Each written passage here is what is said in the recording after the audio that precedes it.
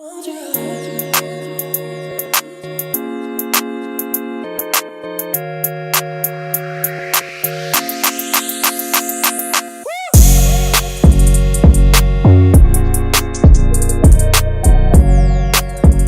going on, people? Welcome to United View. Good morning. Happy Friday. Welcome to your morning view.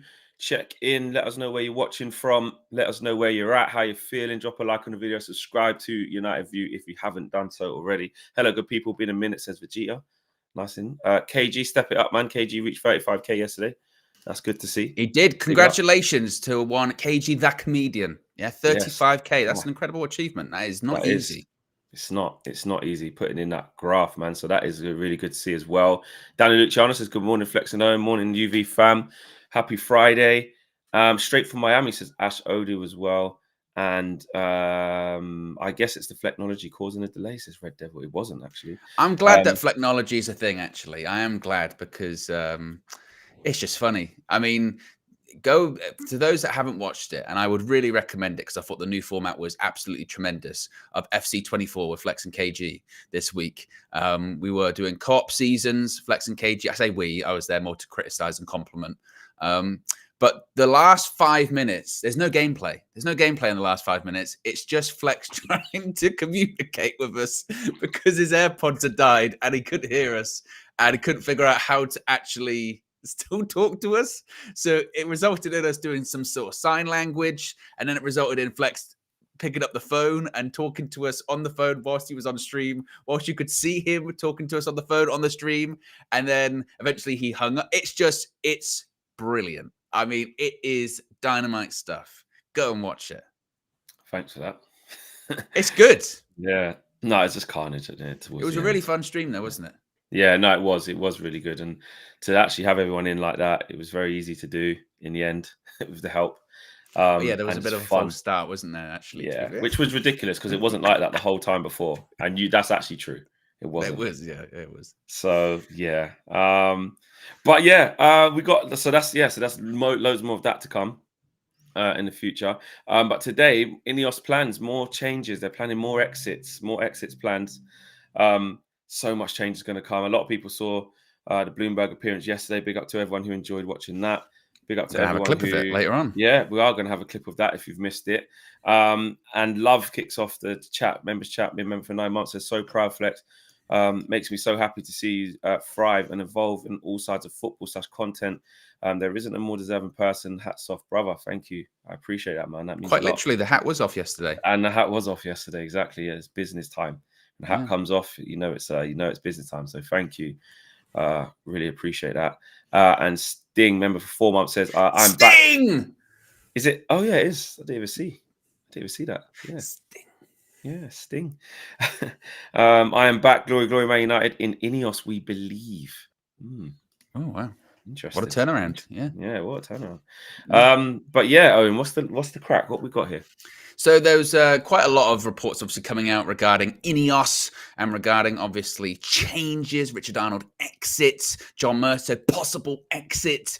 Sky Sports News have said yesterday that Manchester United, when it comes to the transfer market, are unlikely to spend big in January, with Sir Dave Brailsford carrying out an audit of club operations and transfer business. So Jim Ratcliffe's INEOS are aiming to have a big say in how United are run before the transfer window opens, though, with Brailsford having a key role in the process. But when it comes to limitations, FFP, etc., getting people through the door, not just actually players, executives, sporting directors, CEOs, etc., that's going to be quite tight when it comes to January, so don't expect a lot there. But that's not to say don't expect big changes at Manchester United, because Kaveh Solokol said on Sky Sports News, I think Richard Arnold leaving the club will be the first of quite a few changes at Manchester United over the next few days. Now, one would speculate one of those changes could be John Murtough. I'm going in and out of the impression this morning. I'm not doing Carve anymore. I just can't get out of it. The Mirror are suggesting that John Murtough will be the next to leave, which is kind of par for the course. Whether or not, though, he's gone as quickly as Richard Arnold is gone, that remains to be seen. It could be a case of after all of this INEOS stuff is completed and ratified, the same way that Jean-Claude Blanc, I guess the prospective new CEO, of course not the interim one, that's Patrick Stewart, not Professor X or anything like that for Star Trek. You know, not that you've ever seen that flex. It's not him. It's going to be Jean-Claude Blanc's going to be. You muted as well. I do know him. That's when I used to watch Star Trek, when he was the man. Did you ever watch Star Trek? Yeah, like I didn't like the program when it used to come on, the Next Generation or New Generation was it called? Yeah. That thing. Yeah, I used to watch that where the spaceship goes past and then it's got the words. Like I did.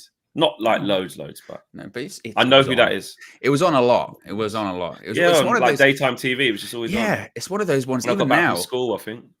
I reckon honestly now, if you scroll through the channels on Sky, Virgin, wherever your provider is, you'd probably be able to find an episode of Star Trek. Next Generation. And then I remember one my nan used to watch a couple of, so like the old one before that. The proper one. So no, I do know what that is. There you go. So when it comes to Jean-Claude Blanc, the next CEO, that's what they think it's going to be. The reason they are saying that he hasn't been officially confirmed, as well as maybe some other appointments, is because they are still talking to people, but also INEOS can't actually make these changes until they're officially through the door. The sort of line when it comes to Richard Arnold is that it was maybe an INEOS decision, but it was also a personal decision. Either way he was going to go, it might be a case of him walking before he was officially let go, something like that. That's the kind of case with that. Some actually nice words, or some words about Jean-Claude Blanc. This comes from Kaveh Solikowa as well. He said yesterday on Sky Sports News, quote, "A lot of people in the sports business industry speak very highly of him." L'Equipe have run a piece on him as well, where the CEO of Nice on Jean-Claude Blanc has said, quote, "He is a bit like the Lionel Messi of sports business. It is not only a question of expertise, but of interpersonal skills. He brings his vision, his network, his calm, his experience." Now, it must be said, that's the CEO of Nice, who are owned by INEOS. So, of course, he's going to say that. But nevertheless, lots of big changes seemingly are coming. How quickly remains to be seen. You know, it could be a case of, I don't think these sort of new hires are going to be in the door until, I mean, if they're saying that, you know, this is going to be announced next week, and then you've got 6 to 8 weeks for everything to be ratified, approved by the Premier League, etc., they might not technically even be through the door until what, January, February, something like that. It's going to be a while. It's still going to be a while, and there's still going to be a lot more uncertainty. It's kind of uncertainty, but more waiting, basically, more because you know that changes are on their way. But it's the changes that we expect, really, isn't it? Like, it's not just going to be Richard Arnold. Like we said, that was the first domino. That's the first one to drop, and it has to be expected to be much, much more. And it'd be interesting to see when and how they happen, because obviously that period, that not cooling off period, but the period where, you know, Sir Jim Ratcliffe can't actually do anything yet for a certain amount of time before he actually gets into the post. I've read some articles talking about that. That's going to be interesting as well, for this to basically all just get signed off and signed, sealed, and delivered. So, yeah, I think basically we're getting the Messi of transfers, or the Messi of, you know. You don't want to hype him up too much, do you? Yeah. You want to say one of the greatest, arguably the greatest player ever, we're getting the equivalent in CEO. I mean, that's a bit, and it's weird because, so like you said, you've got that 6 to 8 week period where they can't do anything. But let's be honest, they will be doing. It's not as if they sit on their hands for 6 to 8 weeks and do nothing. It's maybe not official, because Samuel Lutker's just reported, was it yesterday, day before? So Dave Brailsford's been to Carrington a couple of times in recent weeks. In the last couple of weeks, Yeah, he's already there. You know, they're starting doing their thing, doing their due diligence. So it's not to say that things won't be happening behind the scenes and these changes won't be being lined up or put into place. But I guess officially, you won't have Jean-Claude Blanc as the CEO. Officially, you won't have Paul Mitchell or whoever it may be is the sporting director. And that's why I mentioned this yesterday. And I'll be interested in what you think about this, Flex. I saw people go, well, I mean, January's ruined for us. And I sort of go, well, that's very short-sighted, isn't it? We're talking about the much wider and grander picture than just the January transfer window. January's nothing. Like, honestly, it's the least of our worries. I know we want to do good now, and we want to get more players in, and we want to, you know, help fix the squad. But essentially, let's be honest, that's what we have to understand about this bit.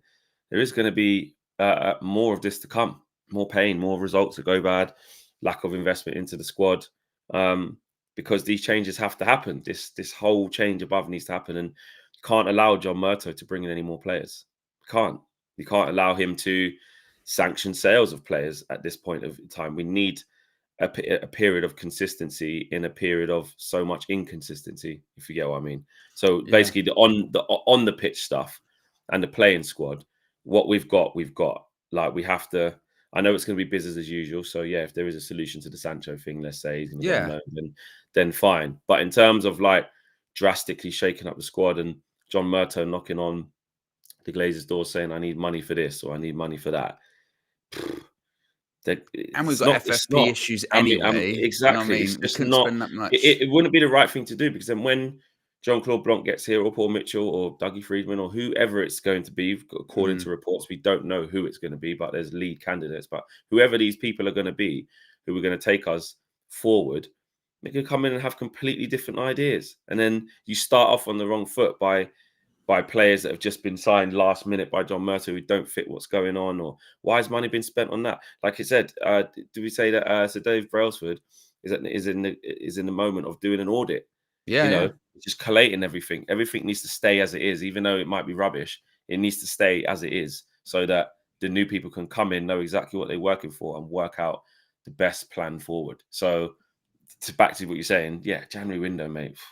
Obviously, if you can do a loan to the end of the season. And yes, not to say you do nothing, but or nothing anything like significant. That. Exactly. And even if things are quicker than we anticipate and things do get kind of sorted and figured out quickly, I don't want Jean-Claude Blanc and whoever that sporting director is, just because they're in, be like, right, let's do it. Right, let's go crazy January. Whoa.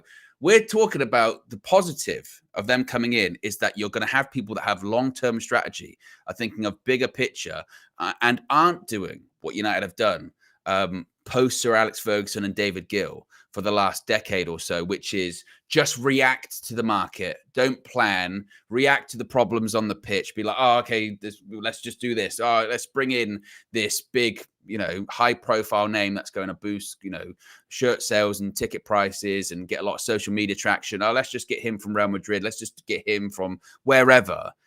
Let's not do that, maybe. You know what I mean?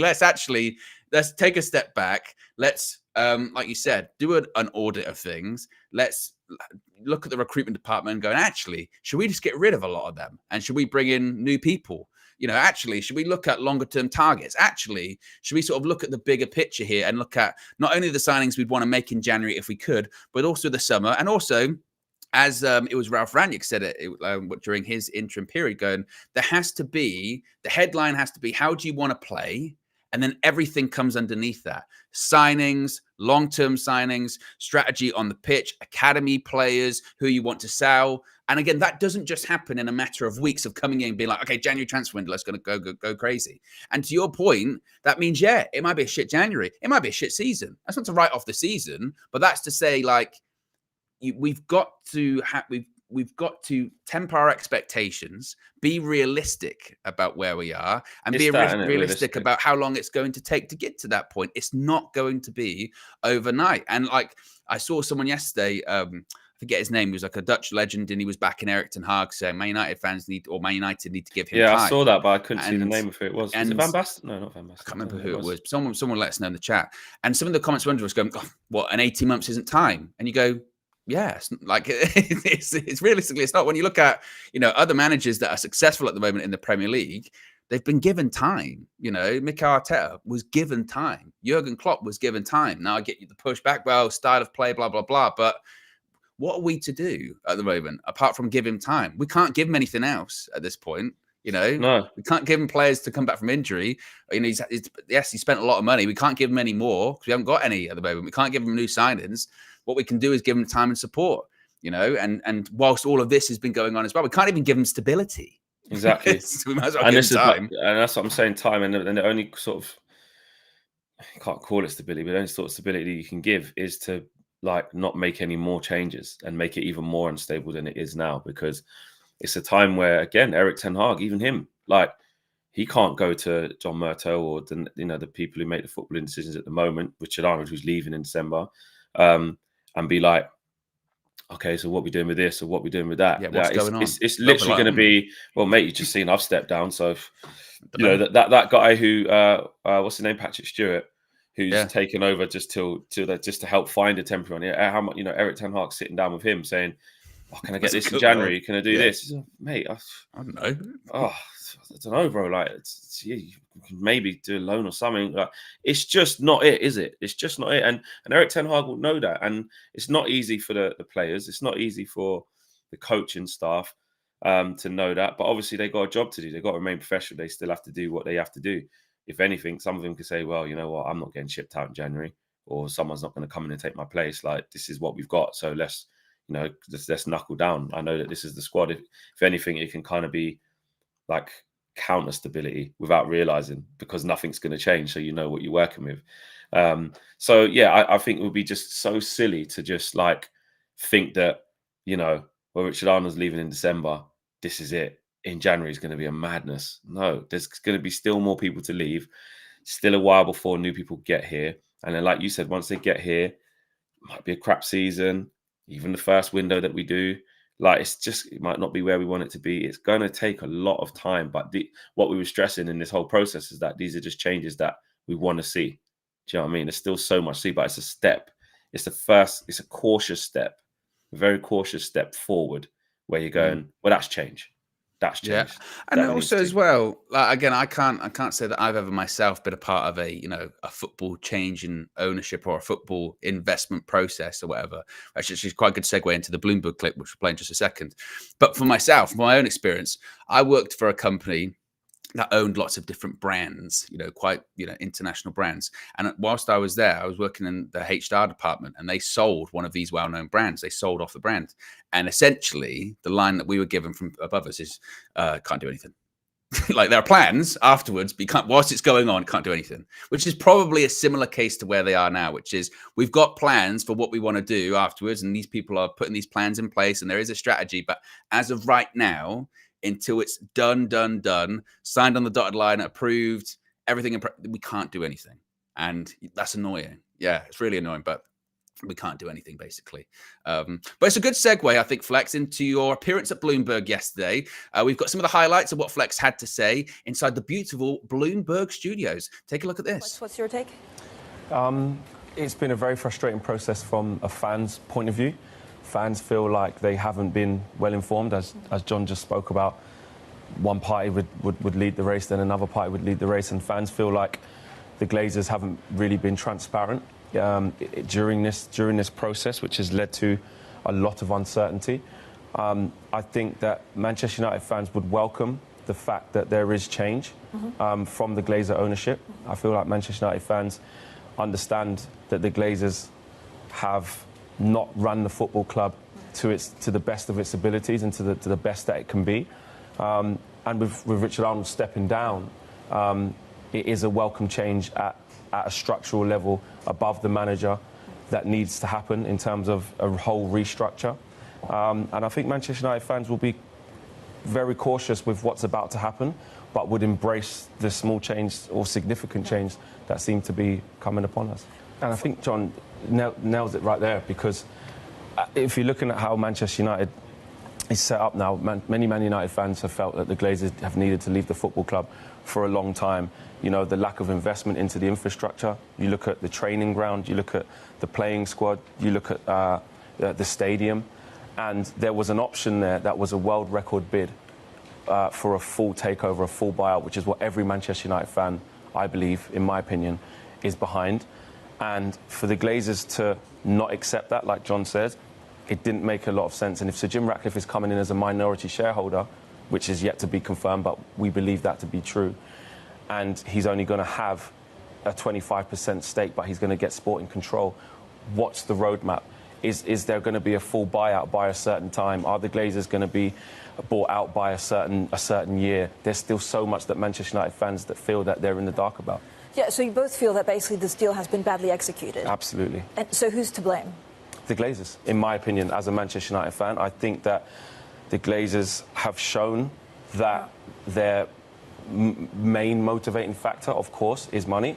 And if you are an owner of a football club, I understand that. Fans can understand that. We've seen many rich owners run football clubs correctly to the best of their ability, which, in my opinion, in turn generates more revenue. I think if the Glazers were really interested in making Manchester United the best it could be, they would reap dividends from that. They would really see a surge in revenue. They would really see a successful football team and will be at the top of the football pyramid. Instead, I believe, as personally as a Manchester United fan, they've allowed Manchester United to rot. I think they've allowed Manchester United to be poorly run, all in the name of course, their finances have been where they want it to be, and I think they've reached a point where they've realised that in order to take Manchester United forward, somebody else is going to have to put money forward, and that's why we're not seeing that full buyout. We're seeing a position where the Glazers are able to stay at the football club, and somebody else, i.e. Sir Jim Ratcliffe, is going to have to fork out his own money.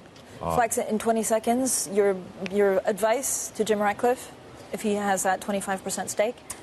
If Sir Jim Ratcliffe cares about Manchester United as much as he says he does, if he's a fan as much as he says he is, I understand he's a businessman, then take care of the football club, ensure that there is a full buyout and the Glazers are removed from the football club, and be transparent with fans. Let us know what the plan is and what the vision is. There you go, Flex. Very, very impressive. Well done. I mean, I watched that. I think it's probably the first time I've ever actually tuned into Bloomberg in the morning. I felt very smart, very educated, and really interesting. I mentioned this on social media yesterday that, like, it's amazing to see, obviously, how far UV has come in, 2 and a bit years, but also just sort of new media, fan content. I mean, that's a global, international platform, really outside of the realm of sport or anything like that. You know, it's a global news outlet, really. And well done. I think you're very proud of yourself. It was unbelievable.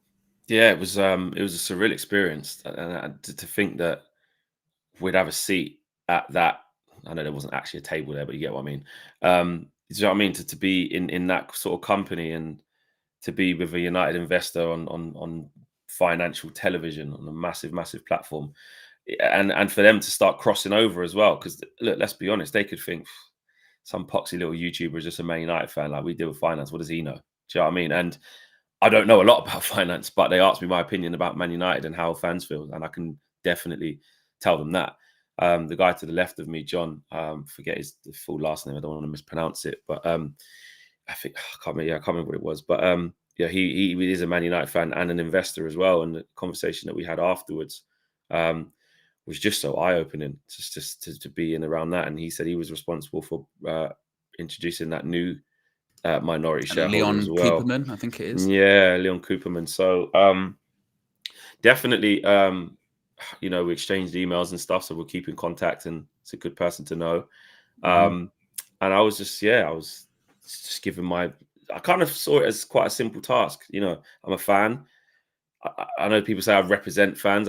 Sometimes I don't like that, but I guess in that moment, you got to take that role on. In that, you can represent moment. your opinion, can't you? You know, what I yeah, mean? I can represent my opinion, but one of which I think a lot of people would echo. And yeah, it was a surreal experience. That Bloomberg place it was like walking into Men in Black. And that's the only way I can describe it. You know, like when you walk into I'll say, if you see Men in Black, like the first one, and you walk into this, like, was the guy sitting there with a paper that's always sitting there, you know? Yeah, well, that's what I mean. There's all guys in suits, right? Loads of security, and like it's like a big dome of simplicity, of really curvaceous, really simple, really roomy, really airy. And you think, oh, there's not much going on here. It's like a big egg, like a big spaceship. Honestly, and then you go in these lifts, and the lifts are like the Men in Black's lift. They're just flying around, and you're going past each floor. Yeah, like proper like that. And then you're going past each floor, and you're like, there's just people everywhere, and bright colours from the graphs, and loads of numbers, and it's just insane. I just like the finance world's just a different, and you're just peeping on people's different computers and that when you're going past and that, and it's just all.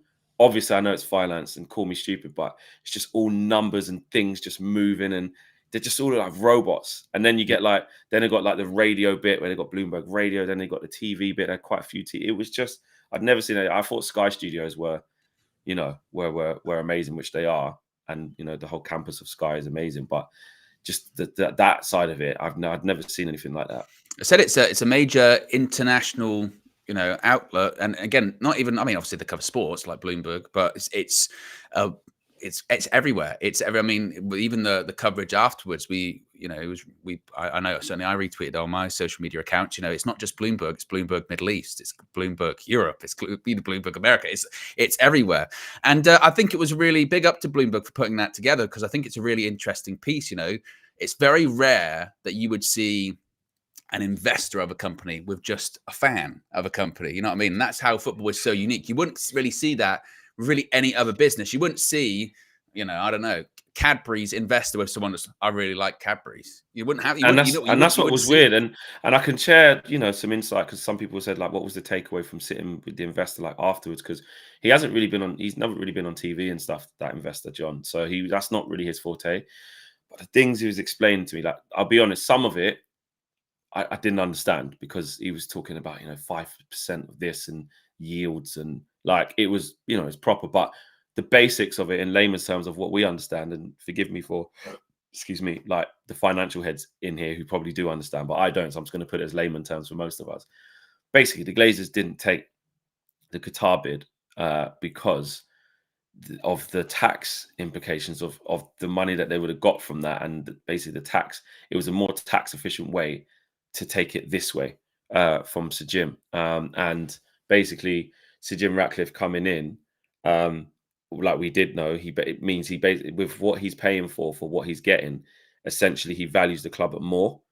And the overall value is higher. It's higher with him paying 1.2 something billion for only 25%. Is higher than that. And yeah, he was more talking about just like the greed that that they didn't like, and he did confirm, and he said he was one of the people who did, because he said we, as the minority investors, obviously they're all in one group. He said, yeah, they did push back on the Glazers. If you do this deal, we're not having it. We will sue you.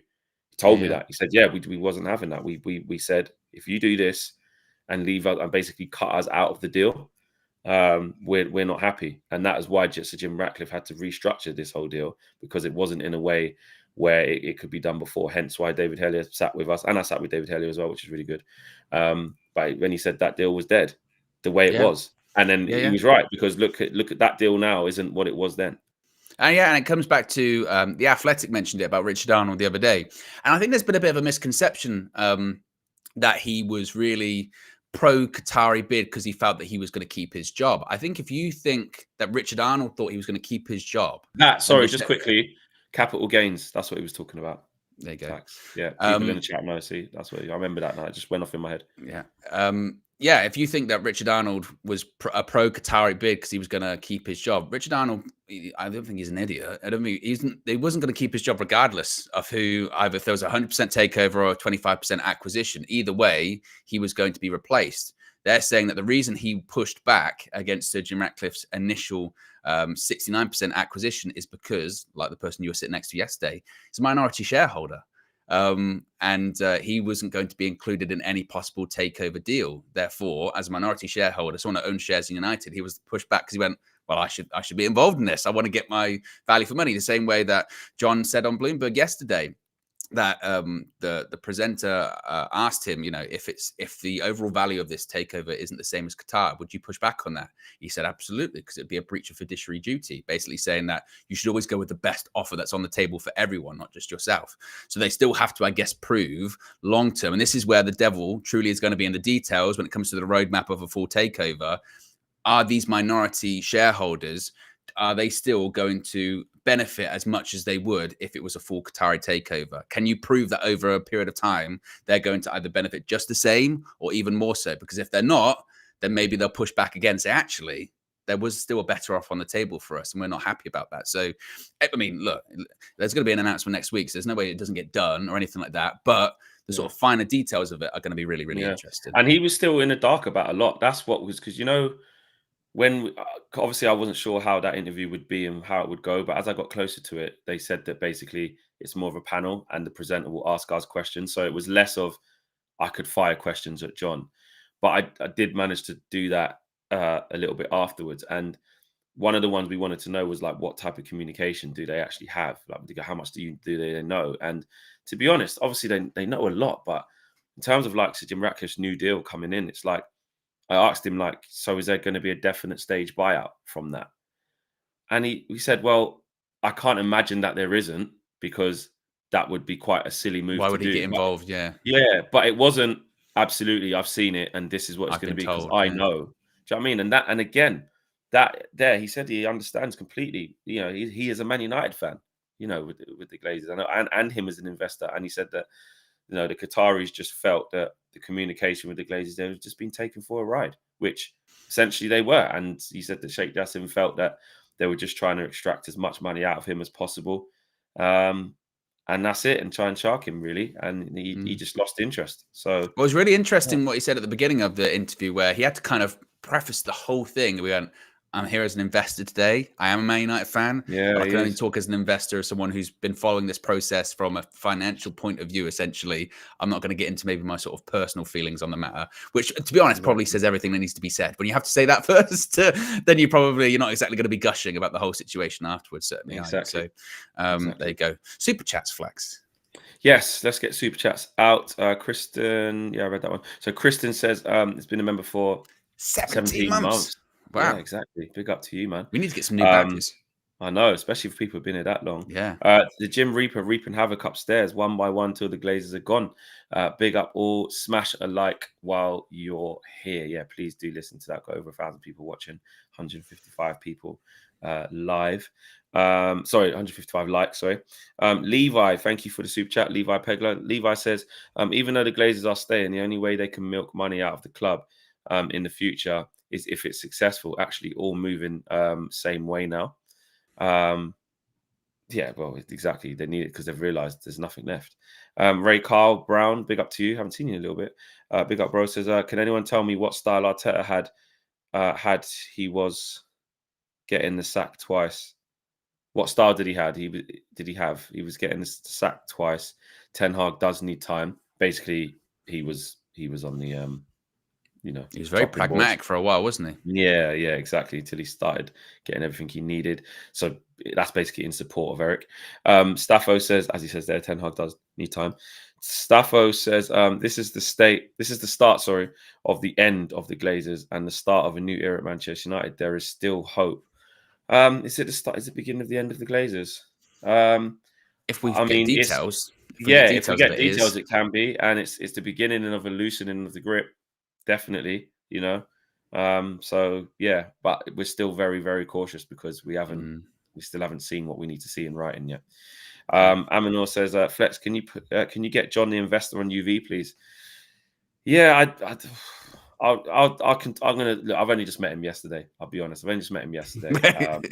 Great stuff yesterday. Do you want to come on? Yeah.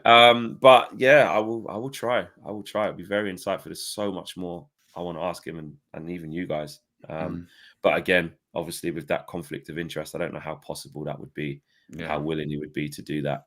But you never know. You never know. He was, I think his title was a chief investment officer, I think, for his firm.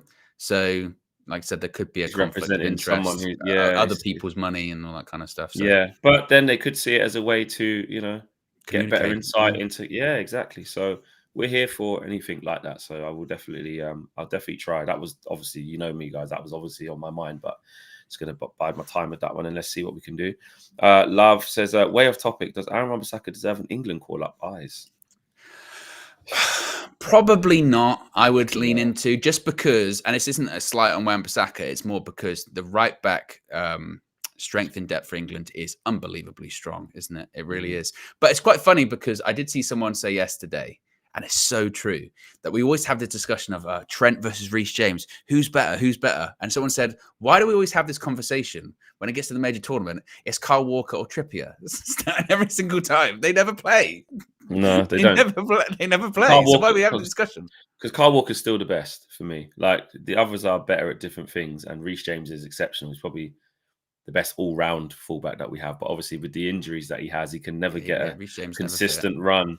He can never get a consistent run either into a tournament or just in his Chelsea career, which is really killing him. Because I think if he played 38 games Premier League, whatever in the cups, if he played 40, 50 games a season consistently for a couple of years, he'd probably be the best. But with Kyle Walker, with how he still that recovery pace that he gives, consistent experience, he's still fit as anything, still fit as a fiddle, even though he's over 30 comfortably now. I think, what is he, 33 now, maybe something like that? 32. Is he that old?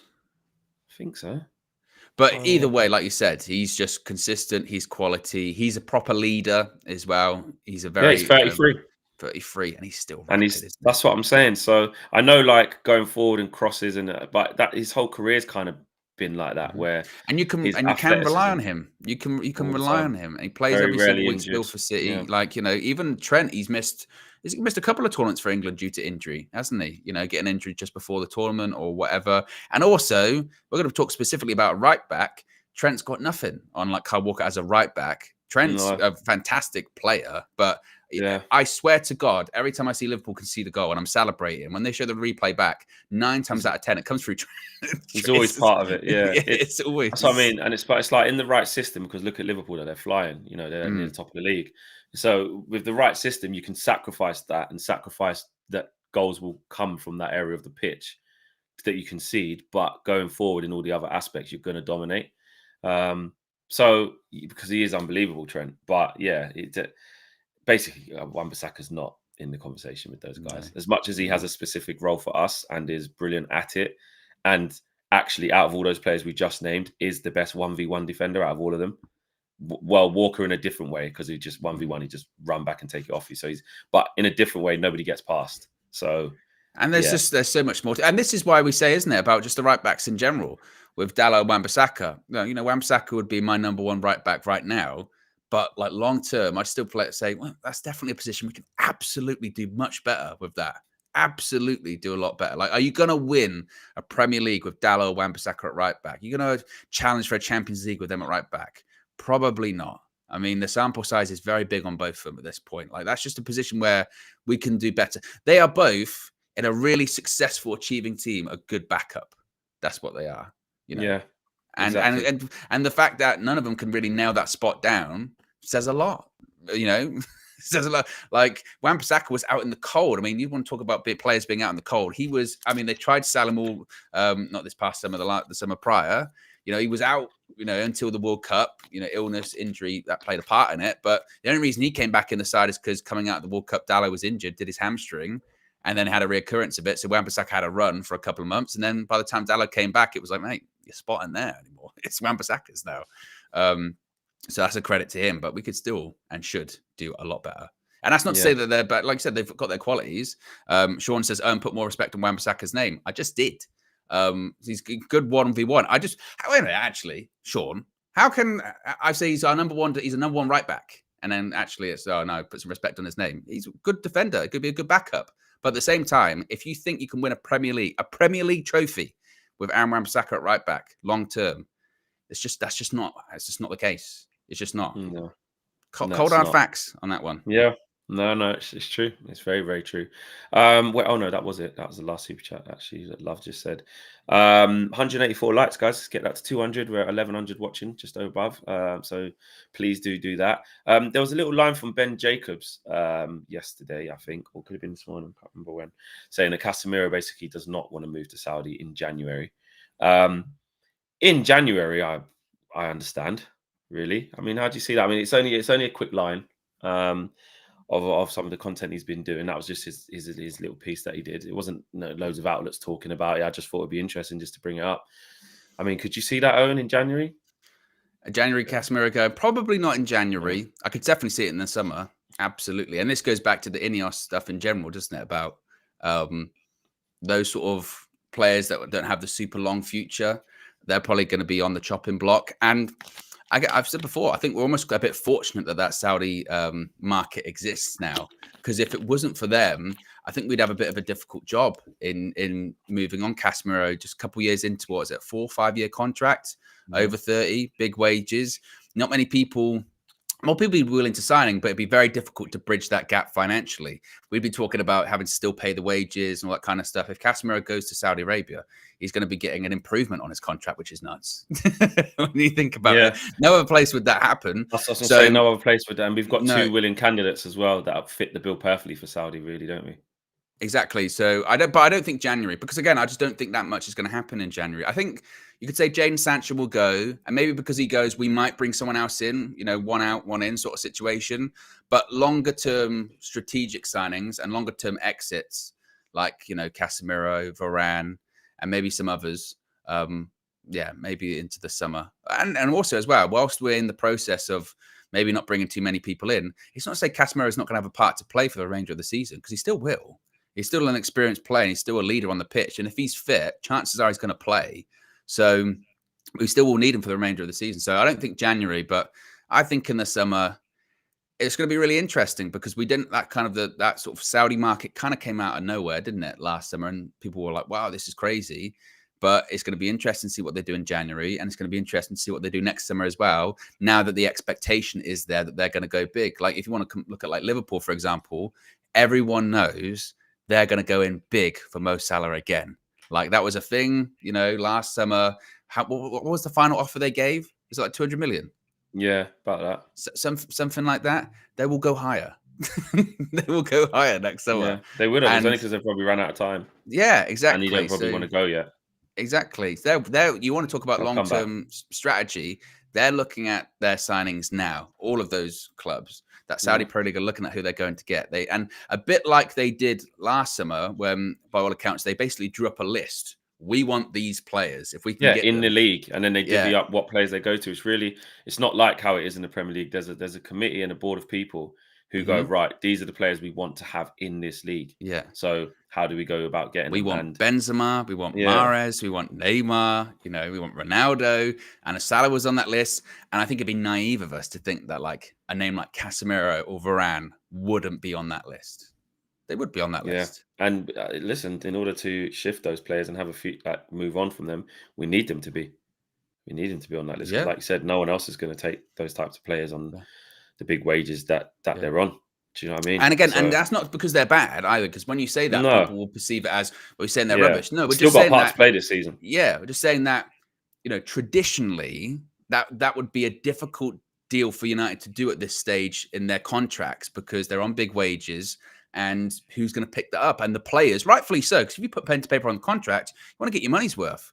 So even if it didn't work out, a bit like I guess with people like Sanchez when they went to Inter, he's got a massive contract. How's that work out? Am I going to get my money? Like, what's going on with that? Whereas that Saudi option, that Saudi option kind of negates all that, certainly, as well. Yeah, it does. So I to push the same way as Owen. Yeah, not in January. And that would be stupid of us to do that in January as well. Like, there's so many games, there's so many things changing. Like we said, we need to keep the squad as it is. Because if Casemiro leaves, who are you going to bring in? Like, you know what I mean? What's the planning? They just have a period of calm. It's got to get the best out of what we got.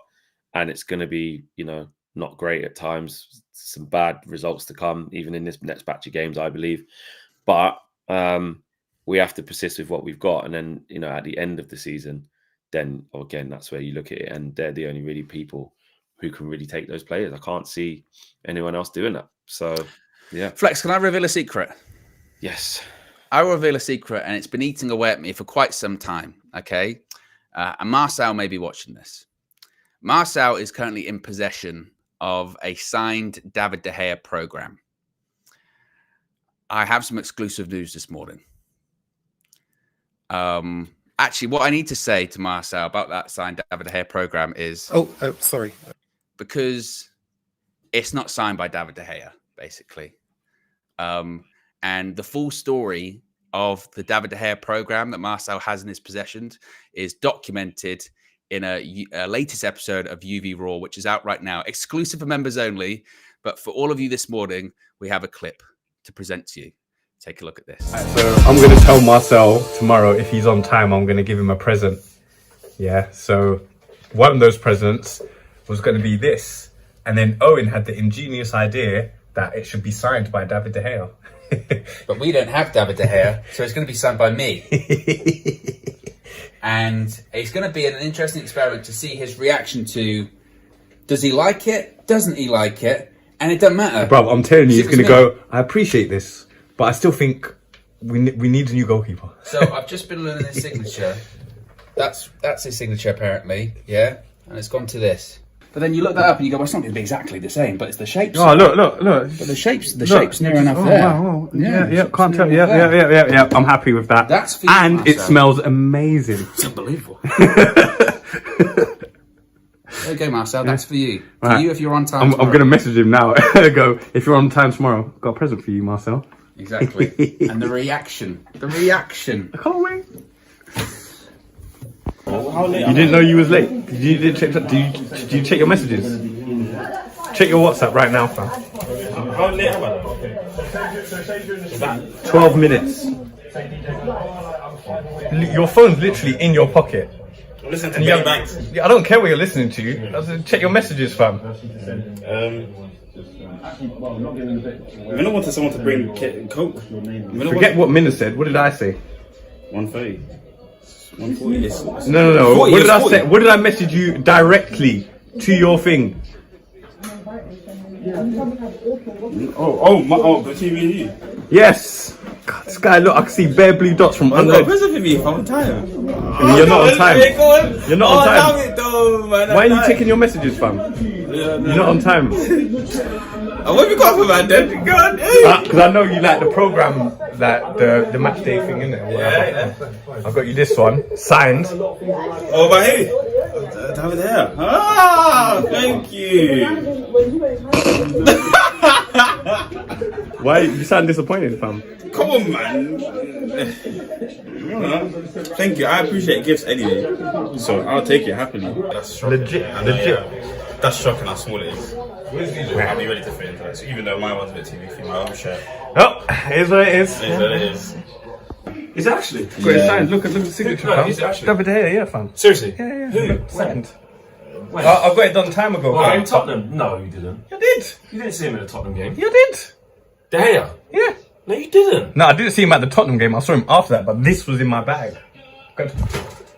But this was in my bag, so I was like, oh, yeah, get it signed. And then I told Marcel, When you asked him to do this is that. me doing secret missions. And then I told Marcel if he comes on time today, I've got a present for him, innit? Seriously, did he actually sign that? Swear to God. Yeah, look. Look! David De Gea. That's not David De Gea's fake. You're lying. Bro, pull up David De Gea's signature on it in. I believed you straight away, by the way. Huh? I believed you straight away. Of course he did, because David De Gea, fam. I got him to sign the thing. Flex, I mean, you were kind of trying to ruin the bit there. You know what I mean? Well, I had no idea. You could see I had no idea because I'm going, "Joe, when have you bumped into David De Gea and why wasn't I there? How's that? What do you mean secret mission?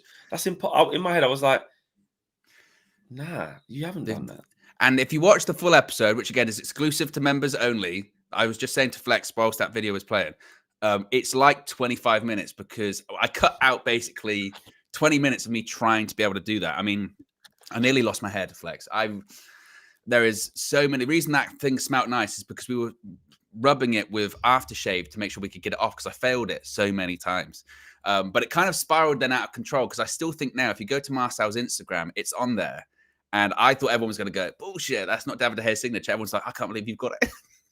Yeah, I you did it so good.